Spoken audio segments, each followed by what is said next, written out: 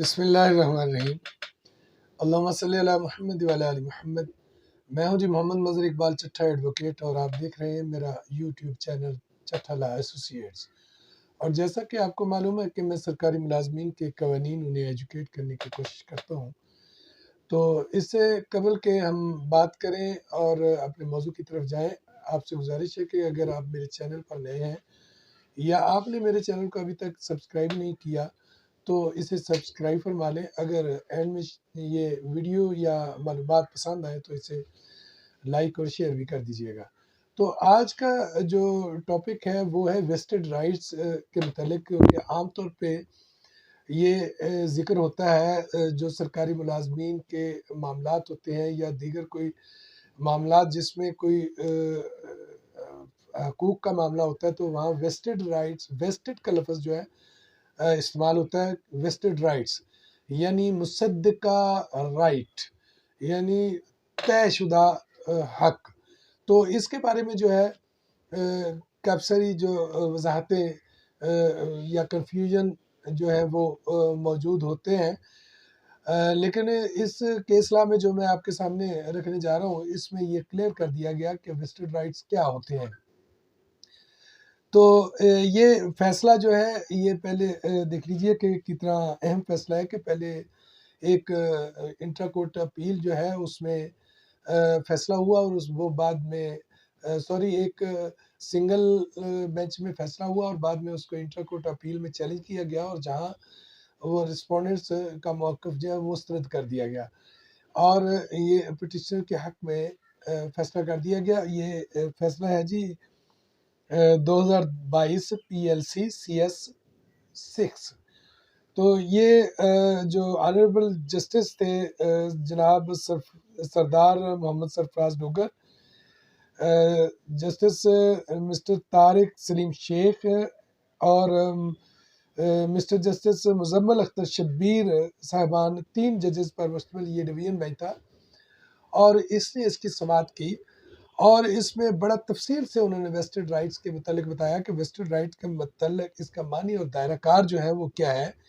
اس کے عام معنی یا تو کام کرنے کی آزادی ہے، یا قانون کے ذریعے محفوظ جو کیا گیا ہو اسے ویسٹڈ رائٹ کہا جاتا ہے، یعنی کسی کو مخصوص شخص کو کچھ کرنے یا اس سے پرہیز کرنے کا اختیار تھا، تو یہ ویسٹڈ رائٹس کے زمرے میں آئے گا۔ یعنی لفظ ویسٹڈ کسی بھی چیز کے خلاف ذاتی مفاد کو پورا کرتا ہے۔ مثلا اگر ویسٹڈ رائٹ کا لفظ آ جائے گا تو اس کا مطلب ہے کہ یہ ٹوٹل اس کا رائٹ ہے، اس کا ذاتی مفاد ہے۔ تو ایک ذاتی حق جو مکمل طور پر یقینی طور پر فرد کا ہوتا ہے، تو ایسا حق جو کسی شخص کی مرضی اور رضامندی کے بغیر چھینا نہیں جا سکتا اور اسے خراب نہیں کیا جا سکتا۔ اس کو ویسٹڈ رائٹ کو مزید اس کی وضاحت کرتے ہوئے کہا گیا کہ تصدیق شدہ حق یہ ایک حق ہوتا ہے جب تمام حقائق جمع ہو جاتے تھے تو جو قانون کے مطابق وقوع پذیر ہوتا ہے، یعنی جو بنتا تھا، مثلا حقائق جمع ہو جائیں اور اس کے بعد جو قانون کے مطابق جو ہوتا تھا یا جو طے ہوتا تھا یا جو بنتا تھا، اس حق کو ویسٹڈ رائٹ کہا جاتا تھا۔ تو تصدیق شدہ حقوق قانون کے تحت قابل نفاذ ہوتے ہیں، اس میں من مانی نہیں کی جا سکتی اور انہیں چھینا نہیں جا سکتا۔ تو یہ کیس تھا ایک اپوائنٹمنٹ کا، تو اس میں جو ہے پروسیس شروع کیا گیا، اور پروسیس کے بعد اچانک ایک نوٹیفیکیشن آیا، اور نوٹیفیکیشن کے مطابق نوٹیفیکیشن سے پہلے جو ہے انٹرویوز کنڈکٹ کیے جا چکے تھے، اور تقرری کے لیے جو پٹیشنر تھا اس نے یہ کہا کہ یہ اس کا ویسٹڈ رائٹ ہے کہ اس نے انٹرویو دیا ہے، تو اس انٹرویو کی بنیاد پر اس کا رائٹ جو ہے وہ بنتا ہے، مگر اس کی یہ جو ریٹ ہے وہ خارج ہو رسپونڈنٹ کے حق میں چلی گئی۔ تو پھر پٹیشنر نے اس کے خلاف انٹرا کورٹ اپیل فائل کی، اور انٹرا کورٹ اپیل میں پھر جو ہے یہ ڈسکس ہوا، اور اس میں پہلے تو ویسٹڈ رائٹ کے متعلق بات جو ہے وہ ڈسکس ہوئی۔ اس کے بعد یہ کہا گیا کہ رسپونڈنٹس نے تقرری کا جو پروسیس ترک کر دیا، یعنی ان کو نوٹیفیکیشن آیا اور انہوں نے ترک کر دیا، تو انہوں نے پھر اس کے بعد دوسرا پروسیس شروع کر کے نئے طریقے سے اور نئے سرے سے انٹرویوز لے کر تقرریاں کرنا شروع کیا تھی، جس کو عدالت نے یہ قرار دیا کہ چونکہ ایک پروسیس جو ہے پہلے جاری تھا اور اس پروسیس کو بالکل ختم کر کے نیا پروسیس جاری نہیں کیا جا سکتا، لہٰذا جن لوگوں کے انٹرویوز لیے گئے ہیں یا جن لوگوں کو آپ نے پہلے پروسیس میں شامل کیا ہے، یہ سب سے پہلے ان کا ویسٹڈ رائٹ ہے، ان کے میرٹ بنے اور ان کے میرٹ کے مطابق جو ہے اپوائنٹمنٹس ہوں، ان کے انٹرویوز کی بنیاد پہ جو بھی آپ کی پالیسی ہے اس پالیسی کے تحت ان کی اپوائنٹمنٹ ہوگی۔ اب اصول اس میں جو پریسیڈنٹ سیٹ ہوا وہ یہ ہوا کہ اگر کسی کو آپ نے کوئی پروسیس کیا ہے، انٹرویو کیا ہے اور اس کے بعد اس انٹرویو کو اچانک ختم کر کے چاہے کوئی نیا نوٹیفکیشن آ جائے اور ختم کر کے نئے سرے سے پھر نئی اپوائنٹمنٹس کا طریقہ کار شروع کر دیا جائے، تو پہلے لوگوں نے جو پہلے اپلائی کیا اور پہلے جن لوگوں نے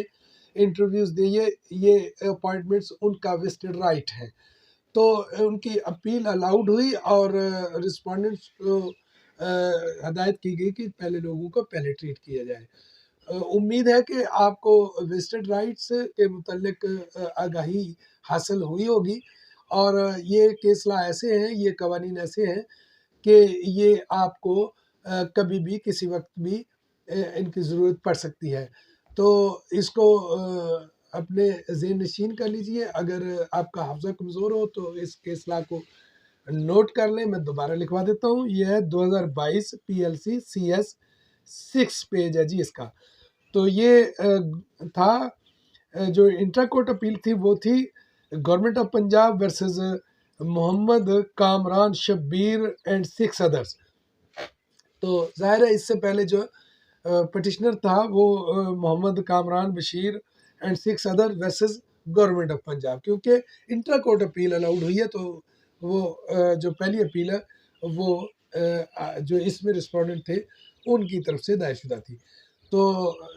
میرا خیال ہے کہ آپ کو یہ ویڈیو پسند آئی ہوگی اور یہ معلومات پسند آئی ہوں گی، تو اگر پسند آئی ہو تو لائک اور شیئر کا بٹن دبا دیجئے گا۔ آخر میں ایک بار پھر گزارش ہے کہ آپ میرے چینل کو سبسکرائب کریں اور آگاہ رہیے قانونی معاملات سے، اور انشاءاللہ تعالی بہت جلد دوبارہ ملیں گے کسی قانونی نکتے کے ساتھ، کسی قانونی پیچیدگی کو سلجھاتے ہوئے اور کسی نئے کیس لا کے ساتھ جو کہ سرکاری ملازمین کی بابت ہو۔ تو سروس میٹرز کے متعلق جاننے کے لیے میرے اس چینل کو ایک بار پھر آپ سے گزارش ہے کہ اس کو سبسکرائب ضرور کریں۔ اب تک اتنا ہی، اب مجھے اجازت دیجیے۔